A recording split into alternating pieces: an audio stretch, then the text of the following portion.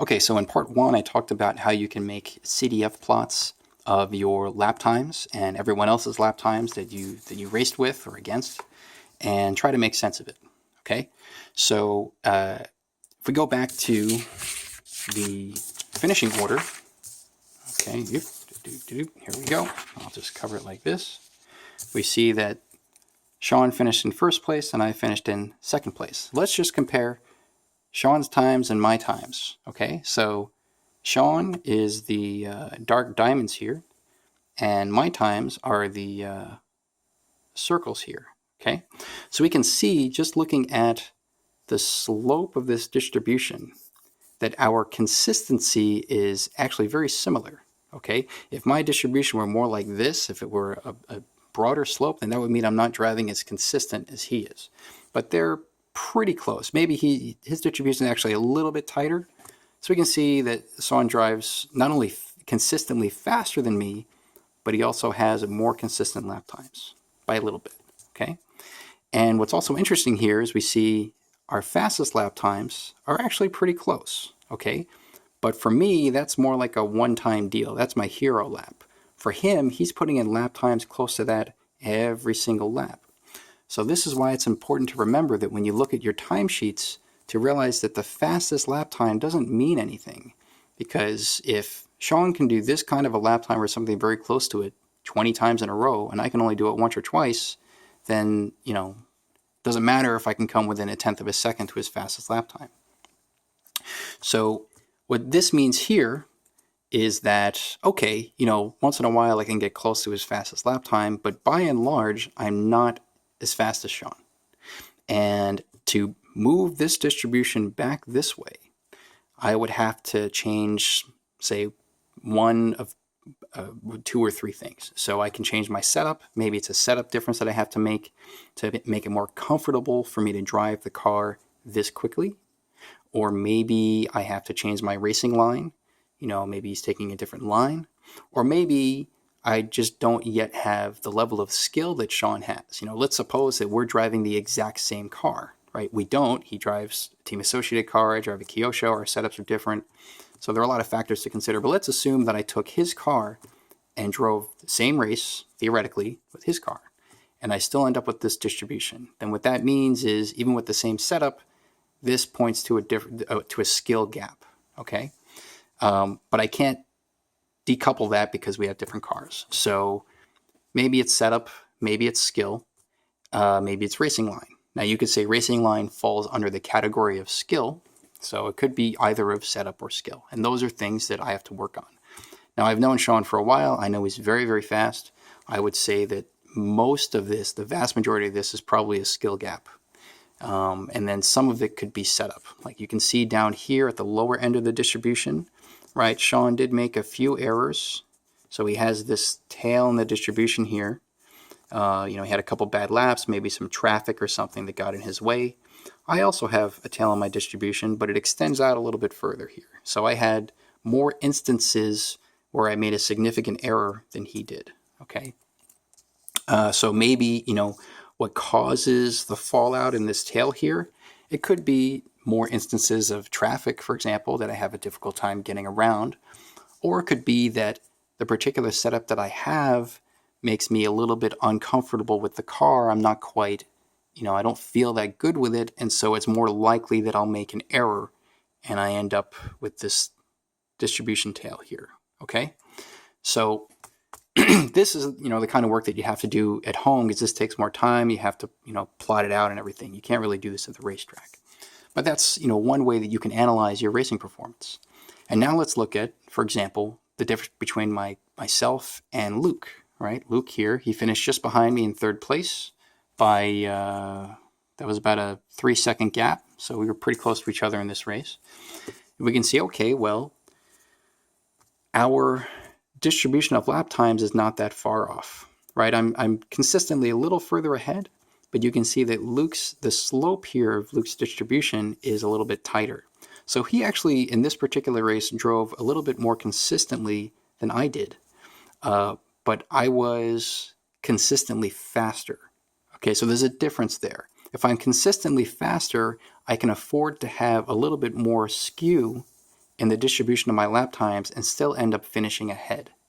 Okay, but if I'm consistently at around the same lap time as Luke, then I have to drive at a comparable or better consistency in the lap times in order to remain ahead of him. Okay, so this gets into, this different drivers have different philosophies about whether you should drive consistently or whether you should just drive, on edge very aggressively and make up for any errors that you make with even more aggressive driving in order to make up that lost time. And, there's no right or wrong answer to that choice. I think it's a false choice. It's really a question of the total distribution of your lap times compared to, everyone else, and whether or not you have budget here to allow yourself to drive a little bit more aggressively with, say, a wider distribution of lap times and still end up coming out on top. But in a case like this, if I did that, the skew on my lap times, I could have just enough more instances here in the tail of my distribution to end up forcing me to finish behind Luke instead of ahead of him. Okay, so that's from myself to Luke. Now let's look at a few other performers here. We have Paul and Eric. They also had a pretty close race. So Paul and Eric, 23.505, 23.511, 6 seconds difference. So Paul is represented by the squares here, okay? Eric is represented by the stars. So we can see that at least for their good laps, they have similar consistency in their lap times, but Eric's just a little bit faster, okay? And then we see here that they both have some kind of bimodal distribution in their lap time. So they have a slope here and then a slope down here that's pretty similar to the preceding slope, but there's a shift. So what causes this shift here? And they both have it, okay? What causes this shift? Well, it could be two things. It could be that, maybe for these laps, they took a safer line around the track. It could be that, these laps represent more of their laps toward the beginning of the race. And maybe in the beginning of the race, they need 5 or 6 laps to really warm up and get a feel for the car. And as a result of that, it's costing them this much time each lap, okay? So those are two possibilities. I don't know exactly, what caused this for them, but that's a possibility. Another possibility could be that for these particular laps, they ran into traffic and, maybe they're having difficulty getting around traffic, and on average it's costing them, maybe 0.2 or 0.3 seconds per lap compared to their normal lap times that are run, say, out in the open. So this raises another question. Let's just suppose, for the sake of argument, that this difference here, this shift in these distributions, is due to traffic, okay? And that traffic, every time they're following someone who they're having a difficult time getting around, is costing them, say, 0.2 to 0.3 seconds per lap. Whereas, we see here with someone like Sean, he clearly does not have a problem getting around traffic. He drives very fast, and he ran more laps than everyone else, so he's lapping people all the time and is not really affecting his lap times, right? He doesn't have this bimodal distribution here like these other guys have. So now you can ask yourself, okay, well, is it worth driving more aggressive around traffic to get around them more quickly in order to improve my finishing position? So you can look at, I won't do it here, but you can, take this and add up this total of time here and figure out for this particular race if getting around them more quickly would have made a difference in your final finishing position. If it does, then that would suggest that you have to, spend time working on getting around traffic more effectively.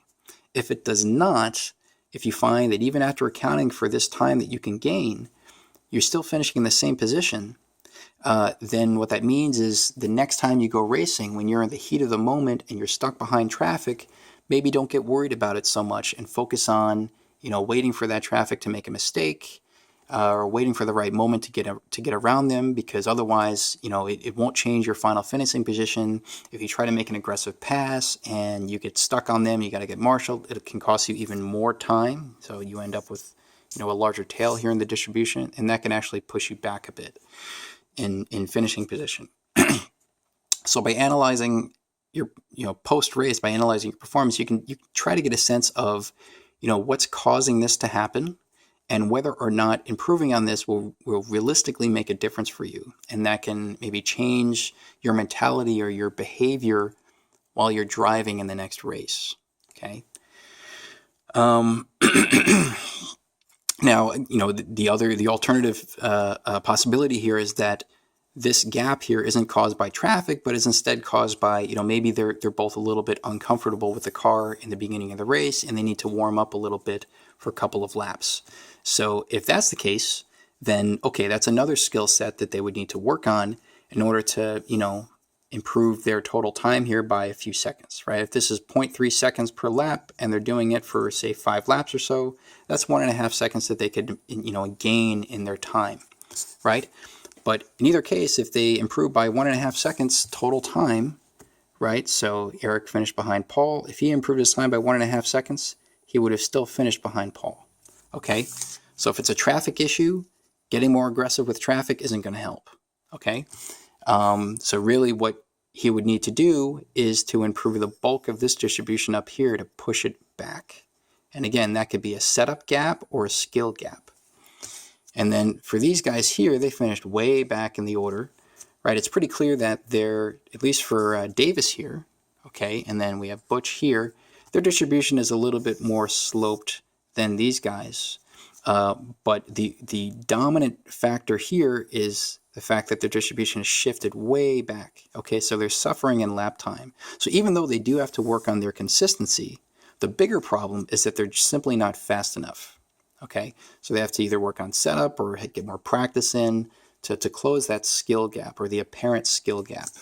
And you can see they also have broader tails here in their distribution, which suggests that even if we ignore the fact that they're, say, not fast enough, they're also making more significant errors. We can call these tails here significant errors. So maybe, they're hitting the pipe, they got to get marshaled more often, stuff like that.